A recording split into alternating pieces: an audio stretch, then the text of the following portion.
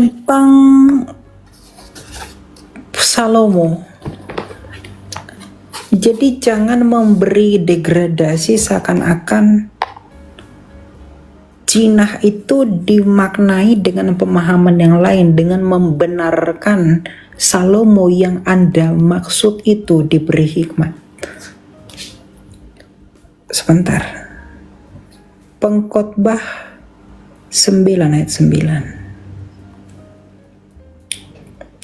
Nikmatilah hidup dengan istri yang kau kasihi seumur hidupmu yang sia-sia, yang dikaruniakan Tuhan kepadamu di bawah matahari, karena itulah bahagianmu dalam hidup dan dalam usaha yang kau lakukan dengan jerih di bawah matahari.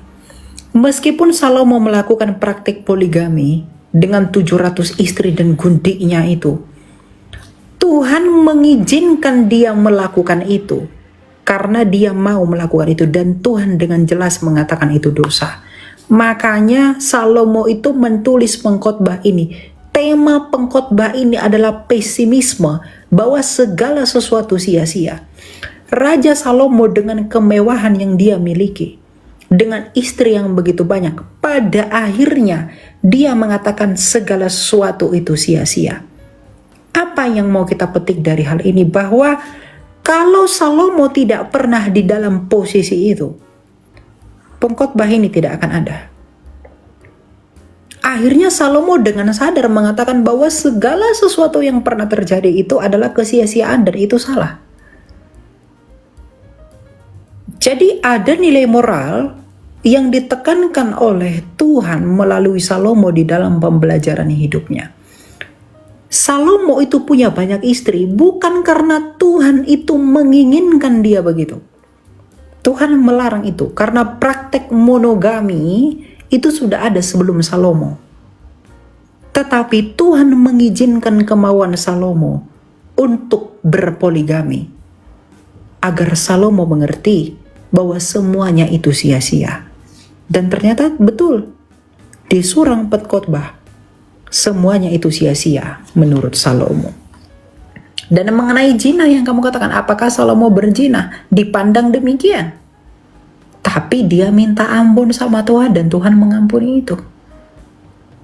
Nah, bagaimana zina itu sebenarnya dipandang? Kalau kamu tidak dikuduskan di dalam pernikahan dan kamu melakukan hal seperti itu dosa dan zina. Karena pernikahan itu adalah bagaimana kamu dipersatukan. Gini, iman dan pengertian bahwa laki-laki itu diberi penolong yang setara tapi berbeda jenis, yaitu perempuan. Jadi laki-laki dan perempuan itu setara, hanya saja berbeda jenis. Kalau kita belajar dari bahasa Ibraninya, ya, menjadi penolong bagi laki-laki artinya apa? Perempuan ini diambil dari laki-laki. Jadi ketika mereka menikah kembali, itu artinya menutup kembali keterpisahan itu, menjadi satu di dalam pernikahan.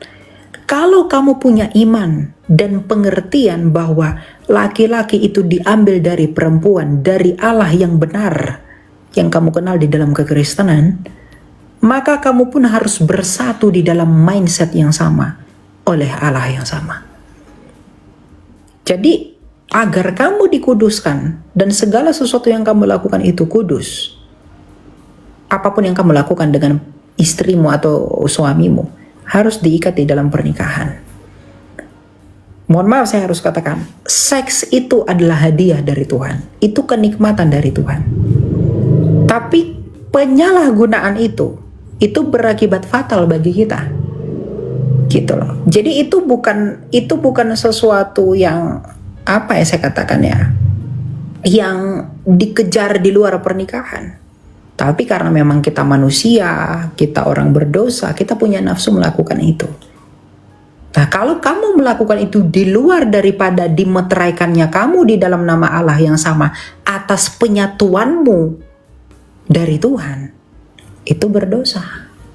Tapi kalau kamu lakukan itu karena kamu sudah mengimani bahwa kamu bersatu dan itu dimeteraikan di dalam nama Allah yang kudus, kamu boleh melakukan itu. Kenapa? Karena itu hadiah untuk menggenapi Kejadian 1 ayat 28. Beranak cuculah dan penuhilah seluruh bumi. Itu maksudnya. Ya, jadi jangan lakukan itu di luar pernikahan. Gitu, karena itu dosa, ya. Nah, mengenai Musa itu diangkat menjadi Allah. Saya sudah katakan Musa itu tidak mengalami transubstansiasi. Dia tidak mengalami hakikatnya manusia jadi Allah. Karena Allah itu tidak dijadikan. Itu saja logikanya. Allah itu adalah, dia adalah being. Ya. Dia itu tidak dijadikan. Jadi kalau Musa dijadikan Allah, Allah pun tidak bisa membuat yang bukan Allah menjadi Allah. Nggak bisa. Allah nggak bisa lakukan itu. Allah nggak bisa membuat yang bukan Allah menjadi Allah. Karena kalau dia bisa membuat yang bukan Allah menjadi Allah, itu pun tidak bisa seperti dia. Kenapa? Karena dia itu tidak punya penyebab. Tapi Allah yang dia ciptakan itu pada mulanya adalah batu misalnya. Jadi Allah pun tidak bisa membuat Allah yang setara dengan dia. Nggak bisa. Jadi Musa itu diberikan pengertian dia diangkat menjadi Allah itu mewakili otoritasnya Allah. Karena Allah itu mengurapi Musa. Jadi sama seperti Kristus yang berbicara kepada para rasul. Aku memberikan engkau kunci kerajaan. Apa yang kau ikat di dunia dan apa yang kau lepas di dunia. Bukan berarti itu semua rasul itu menjadi Yesus. Tapi otoritas Kristus menaungi mereka. Dan Musa pun begitu. Otoritas yang ilahi menaungi Musa. Maka dia menjadi seperti Allah. Oleh karena otoritas Allah di dalam Musa. Bukan transubstansiasi hakikatnya Musa. Gitu ya.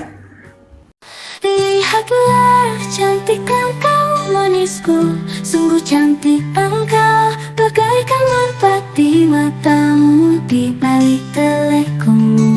Rambutmu bagaikan kawanan kambing yang bergelombang turun dari pegunungan Gilead.